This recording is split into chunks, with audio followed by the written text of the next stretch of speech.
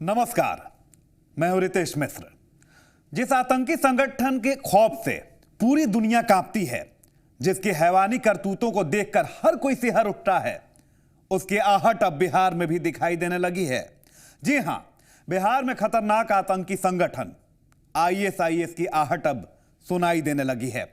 ऐसा दावा हम नहीं कह रहे, बल्कि मुंगेर में आतंकी संगठन आईएसआईएस के नाम से एक धमकी भरा खत मिला है।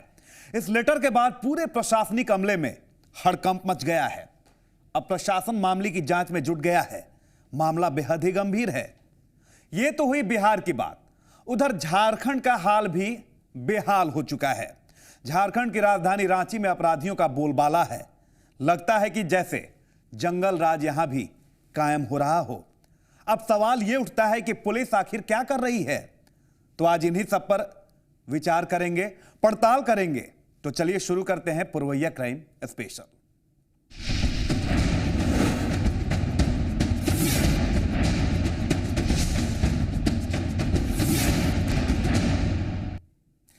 वो बड़ा ही बेरहम आतंकी संगठन है, खूंखार है। बड़ी ही बेरहमी से वो लोगों को मारता भी है। अब बिहार में उसके नाम से धमकी मिली है, धमकी दी जाती है और फिरौती की मांग होती है। फिरौती नहीं देने पर अंजाम भुगतने की चेतावनी तक दी गई है। आखिर क्या है पूरा मामला, आप भी देखिए। वो बिहार में भी आ रहा है। उसके आतंक से सभी कांपते हैं। वो बड़ा ही बेरहम है। अब बिहार में पैर जमाने की तैयारी। वो किसी देश की सीमा को नहीं मानता।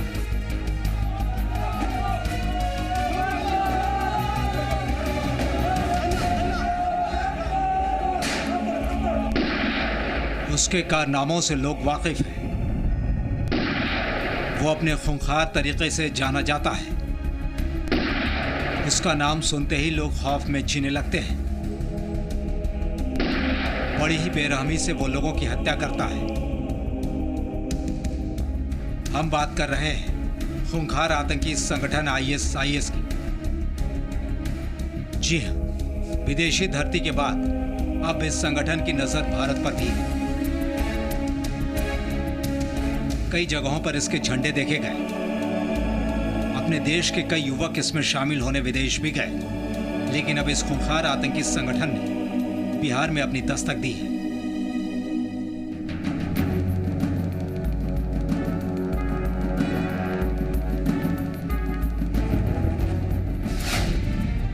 जी हां, मुंगेर प्रमंडल के आयुक्त लियांग कुंगा से फिरौती मांगी गई है। कुंगा को भेजे गए धमकी भरे लेटर में कहा गया है कि आईएसआईएस जल्द ही बिहार आ रहा है। कमिश्नर को भेजे गए धमकी भरे पत्र में फिरौती के बतौर 50 लाख रुपए की रकम मांगी गई। साथ ही चेतावनी दी गई है कि फिरौती नहीं देने पर कमिश्नर साहब के परिवार को उड़ा दिया जाएगा। इतना ही नहीं, जिस लेटर में धमकी दी गई है उसमें पाकिस्तान जिंदाबाद के नारे भी लिखे गए हैं। धमकी भरे पर्चे को आयुक्त के आवास और कार्यालय के बाहर चिपका दिया गया था। इस पर्चे के मिलने के बाद प्रशासनिक महकमे में खलबली है। सभी अधिकारियों की बैठक बुलाई जाती है। धमकी के बारे में बात होती है और फिर इसे लेकर उठाए गए कदमों के बारे में जानकारी दी जाती है।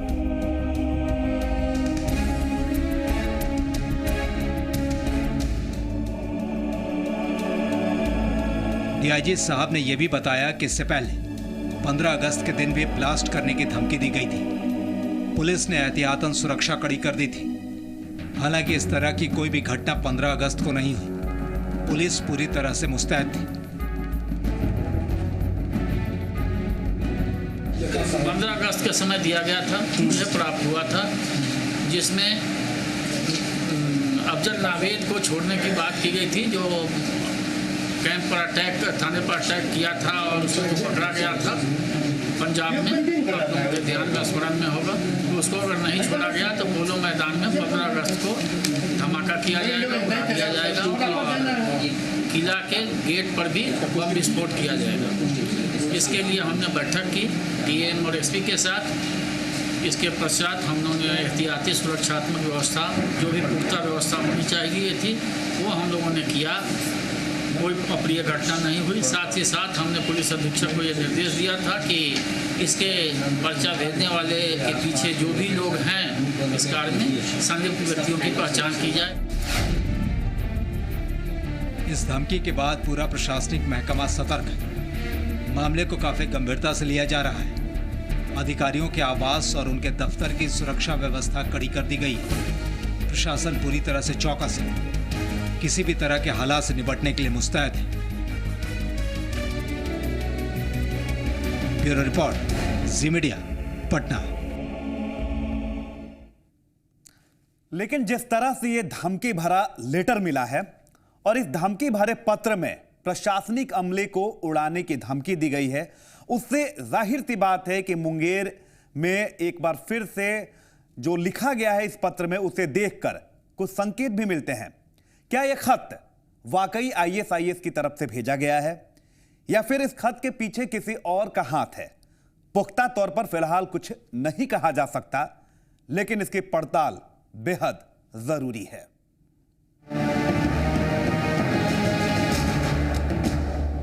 कमिश्नर लियांग कुंगा के नाम से जो धमकी भरा लेटर भेजा गया है, उसके बाद प्रशासनिक अमला हरकत में आ चुका है।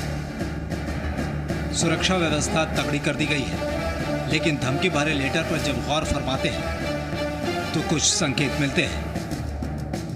जरूरत है इन संकेतों को समझने की। धमकी वाली पर्ची में लिखा है कि मीर कासिम की धरती का आयुक्त बनने पर हार्दिक हार्दिक बधाई। जी हाँ, पहले कमिश्नर साहब को बधाई दी गई है। इसके बाद लिखा है कि आपके जिला अधिकारी और डीडीसी मुंगेर के कारण मेरा परिवार और हमारे कुछ नवयुवक बेरोजगार हो गए, जिसकी बहाली इंदिरा आवास से जुड़ी योजनाओं के कई पदों पर होना था, लेकिन उन्हें प्रथम प्रतीक्षा सूची में डीएम और डीडीसी मुंगेर ने जानबूझकर रख दिया है। जाहिर है धमकी में जिन बातों का जिक्र किया गया है वो बातें कोई स्थानीय शख्स ही कर सकता है, जिस शख्स का वास्ता इन पदों पर बहाली से जुड़ा हो सकता है। यही कारण है कि लेटर में आगे मांग की गई है कि इंदिरा आवास सहायक, लेखा सहायक और पर्यवेक्षक के बचे हुए पद पर 24 अगस्त 2015 की प्रथम प्रतीक्षा सूची से नियोजन पत्र दें। साफ है कि आईएसआईएस स्थानीय स्तर के नियोजन में अपना दखल क्यों देगा? उसे तो इस्लामिक स्टेट स्थापित करना है। इसके बाद पत्र में लिखा है कि पत्र प्राप्ति के 10 दिनों के अंदर 50 लाख रुपए हर्जाने के तौर पर सहयोग राशि की व्यवस्था करें। इतना ही नहीं, पत्र के आखिर में यह भी लिखा हुआ है कि खुदा आपके परिवार को सलामत रखे। हाँ, गौर करने वाली बात यह है कि पत्र के नीचे यह भी लिखा है कि मुंगेर आईएसआईएस कमिंग सून, और सबसे आखिर में पाकिस्तान जिंदाबाद और भारत के खिलाफ नारे लिखे। साफ है कि दहशत फैलाने का पूरा इंतजाम किया गया है। अब देखना है कि पुलिस इस मामले को कितनी गंभीरता से लेती है। हालांकि पुलिस ने सुरक्षा व्यवस्था बढ़ा दी है, लेकिन जरूरत है कि साजिश के पीछे छिपे उन चेहरों को बेनकाब किया जाए जो दहशत फैलाने में जुटे हैं। ब्यूरो रिपोर्ट, जी मीडिया, पटना।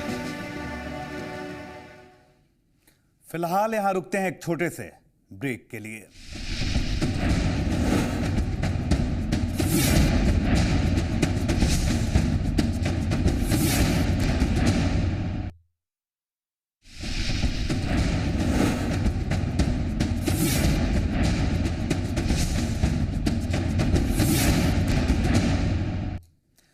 ब्रेक के बाद पुरवैया क्राइम स्पेशल में स्वागत है आपका। राजधानी रांची में अब अपराधियों का ही बोलबाला है। जी हां, दिन दहाड़े किसी को गोली मार दी जाती है, तो कहीं लूट हो जाती है, कहीं ट्रेन से विस्फोटक बरामद होता है। अब ऐसे में जनता खौफ के साए में जिंदगी गुजार रही है। लगता है कि सरकार के घर में अपराधियों ने अब डेरा डाल दिया है।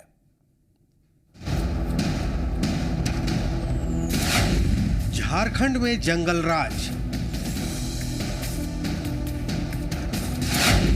लगातार वारदात से दहली राजधानी रांची।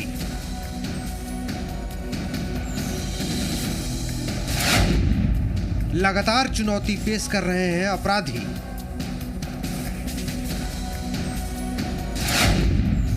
जनता कर रही है त्राहिमाम।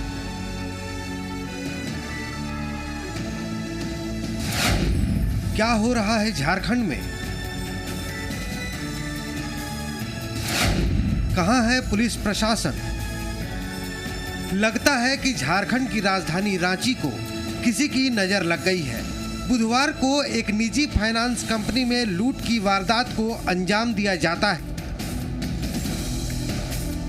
ये वारदात उस जगह अंजाम दिया जाता है जहां से महज कुछ ही दूरी पर राजभवन और सीएम हाउस है, लेकिन अपराधियों को इसकी परवाह कहां।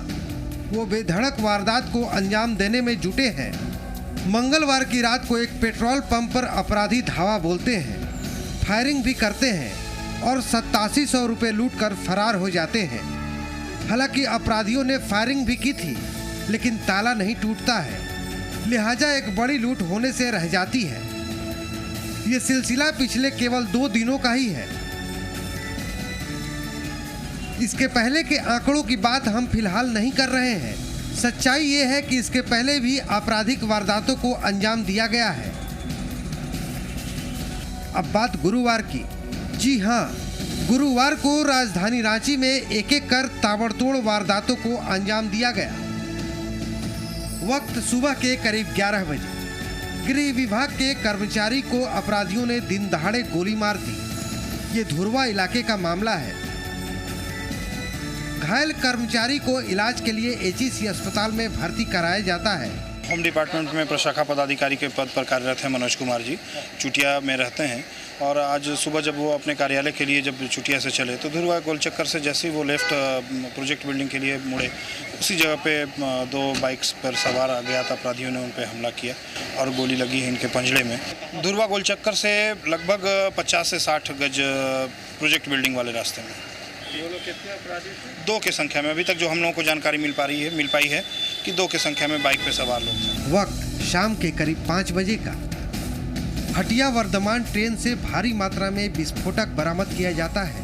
इन विस्फोटकों की बरामदगी कीता रेलवे स्टेशन से की जाती है। बरामद विस्फोटकों में जिलेटिन के छड़, 24 बम, 6 डेटोनेटर, 6 RDX, आधा किलो गंधक, 6 टाइमर, 25 मीटर लंबा तार, 2 उर्दू में लिखी किताबें बरामद होती हैं। इस मामले में एक शख्स की गिरफ्तारी भी होती है। कहा तो ये भी जा रहा है कि विस्फोटकों की ये खेप बांग्लादेश से लाया जा रहा था। अब पुलिस मामले की जांच में जुटी है। जो बात आई है वो इंस्पेक्टर नामकुम से मेरी बात हुई, जो रेड में शामिल थे। उन्होंने ये कहा कि ये बर्दवान से आ रहा था और रांची आ रहा था, और रांची में उसने ये स्पष्ट किया कि मैं मुजाहिद नगर का रहने वाला हूँ, वहीं जा रहा हूँ, घर पे जा रहा हूँ।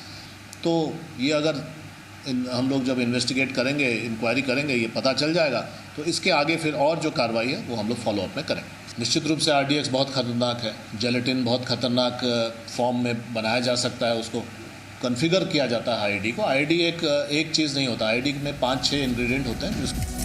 वक्त शाम के करीब 5 बजे का। चुटिया थाना इलाके से 4 किलो के हाथी दांत बरामद होते हैं। पुलिस ने इस मामले में 2 लोगों को गिरफ्तार भी किया है। इतना ही नहीं, गिरफ्तार लोगों के पास से 2 मोबाइल फोन भी बरामद किया गया है। वक्त शाम के करीब 5:20। खबर आती है कि बुंडू इलाके में शराब व्यवसायी के कर्मचारी से 3.5 लाख रुपए की लूट हो गई। ये आंकड़े रांची में अपराधियों के बढ़ते मनोबल को दर्शाते हैं। साफ संकेत है कि अपराधियों को पुलिस से कोई डर नहीं लगता। लगता है कि कानून व्यवस्था पर सरकार की पकड़ ढीली पड़ने लगी है, क्योंकि जो आंकड़े हमने दिखाए हैं वो केवल राजधानी रांची के हैं। इसके अलावा जमशेदपुर और धनबाद से भी जुर्म की खबरें आई हैं।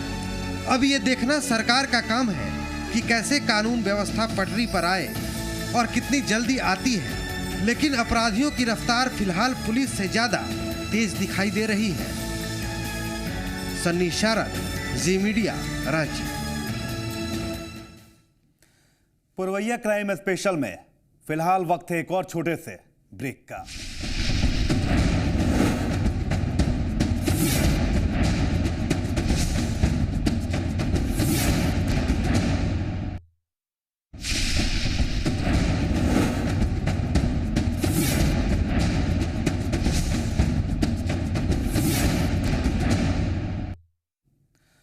ब्रेक के बाद एक बार फिर से पुरवैया क्राइम स्पेशल में स्वागत है आपका। 3 बच्चियों की जिंदगी का सवाल था। वो अपने घर में ही कैद थी पिछले 8 महीने से। मां के गुजर जाने के बाद अपने ही घर में कैद हो गई। उनका बचपन छिनने लगा। दीवारों के बाहर की दुनिया केवल ख्वाब में ही सिमट गई। स्कूल जाने वाले पैर अब थम गए थे। तो क्या उनके चेहरे पर फिर कभी मुस्कान लौटी कि नहीं लौटी, जरा आप भी देखिए।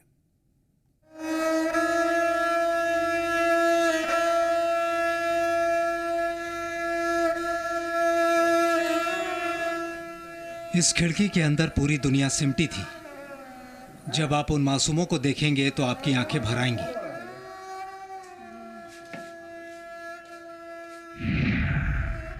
कैसे ये 3 मासूम इस तंग दुनिया में अपनी जिंदगी गुजार रहे थे, वो भी पिछले 8 महीने से। इन बच्चों को खुली हवा भी मैसर नहीं थी।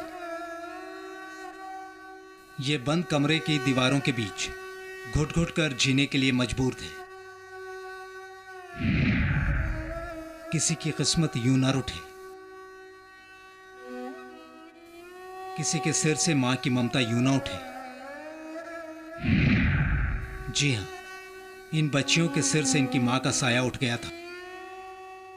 8 महीने पहले 8 दिसंबर को इनकी मां दुनिया छोड़ गई। उसके बाद इन बच्चियों की पूरी दुनिया ही उजड़ गई, कैद हो गई महज एक कमरे के अंदर। 8 दिसंबर को उसके पापा क्या करते थे तुम लोग को लेके कमरे के भीतर? बंद करके रखते थे। स्कूल जाती थी कि नहीं जाते थे, पढ़ाई छुड़वा दिए। नहीं छुड़ा दी। तो पापा क्या करते थे रूम में बंद करके तुम लोग से क्या बोलते थे? अपने बोलते रहते थे, और जब हम लोग बोलते थे कि दरवाजा खोलिए तो मारने। फिर लगातार उस कमरे में ही तुम लोग? धनबाद के चीरागोड़ा में वकील मुकेश का घर है ये। 8 दिसंबर 2014 के बाद इस घर की किस्मत ही बदल गई। मुकेश की जिंदगी से उनकी पत्नी साथ छोड़कर स्वर्ग जा चुकी थी। अब मुकेश अकेले हो चुके थे, लेकिन मुकेश के जिम्मे उनकी 3 बेटियां थीं।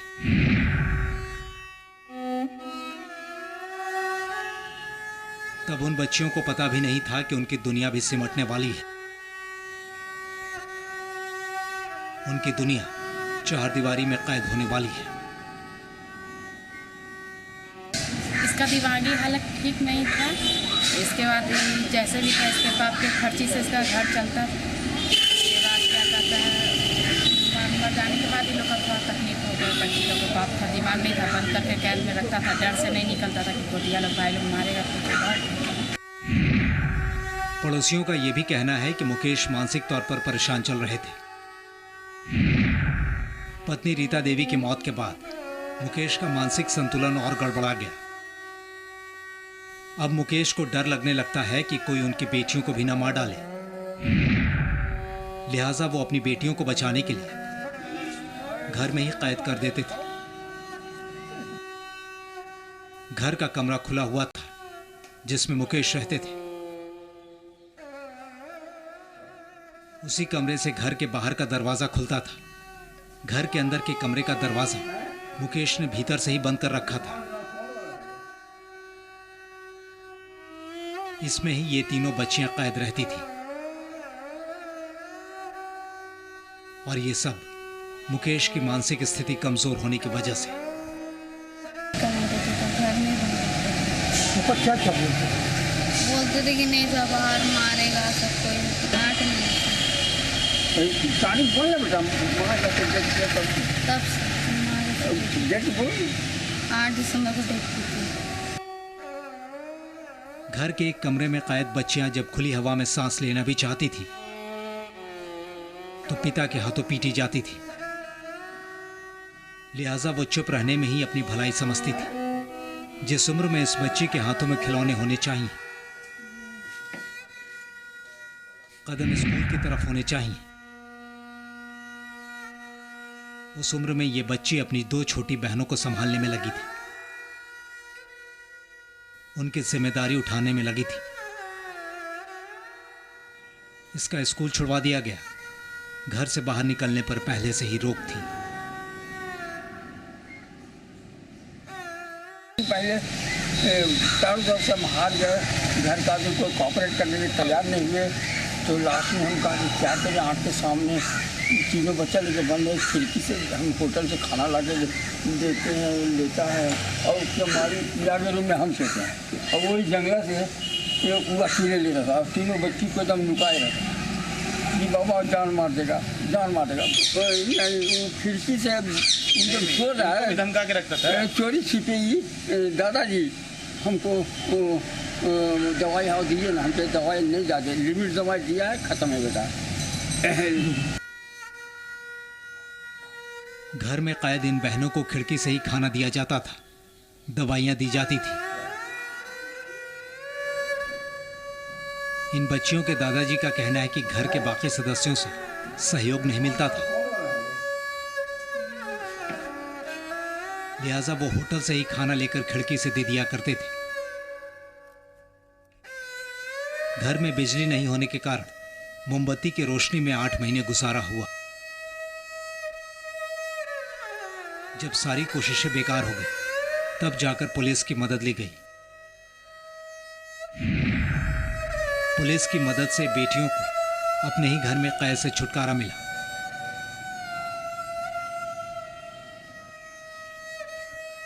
अब वो खुली हवा में सांस ले सकती है, खेल सकती है, पढ़ सकती है, लेकिन बीते 8 महीने की घुटन भरी हवा जिंदगी के निशा मिटने में वक्त लगेगा। नितेश मिश्रा, जी मीडिया, धनबाद। और इसी के साथ जुर्म की दुनिया की खबरों में आज बस इतना ही। लेकिन आप रहिए सावधान और बाखबर, क्योंकि जुर्म कहीं भी और कभी भी हो सकता है। इसी के साथ दीजिए इजाजत। नमस्कार।